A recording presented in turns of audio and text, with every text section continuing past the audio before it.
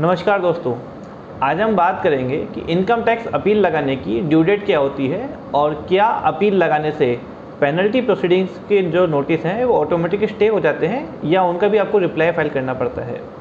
दोस्तों, income tax appeal आपको जिस दिन आपको इनकम टैक्स असेसमेंट का ऑर्डर रिसीव हो गया, वह चाहे मेल पे है या फिजिकल कॉपी है, आपको उस डेट्स के 30 दिन के अंदर इनकम टैक्स अपील लगानी पड़ती है।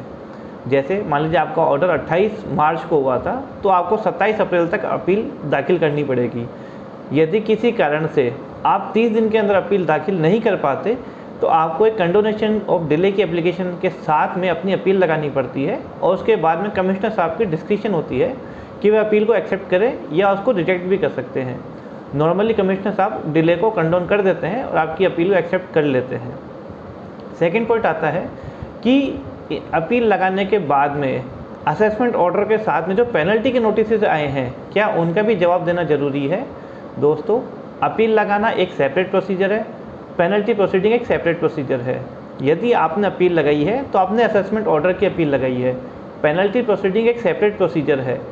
नॉर्मली असेसमेंट के साथ में जब डिमांड निकलती है तो आपको इनकम टैक्स ऑफिसर 2 तरह के नोटिस देते हैं। पहला नोटिस, अगर आपने कोई नोटिस का नॉन कंप्लायंस किया होता है तो उस नॉन कंप्लायंस के लिए आपको शो कॉज नोटिस दिया जाता है कि आप पे पेनल्टी क्यों नहीं लगाई जाए। उसके जवाब में आपको एक रीजनेबल कॉस्ट देना पड़ता है कि किस कारण से आप उस नोटिस का जवाब नहीं दे पाए थे।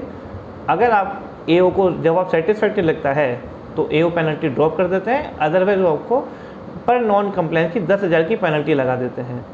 सेकेंड पेनल्टी का नोटिस आता है कि कंसीलमेंट ऑफ इनकम, कि आपने जो इनकम छुपाई थी उसके बारे में वहाँ पे पेनल्टी क्यों नहीं लगाए।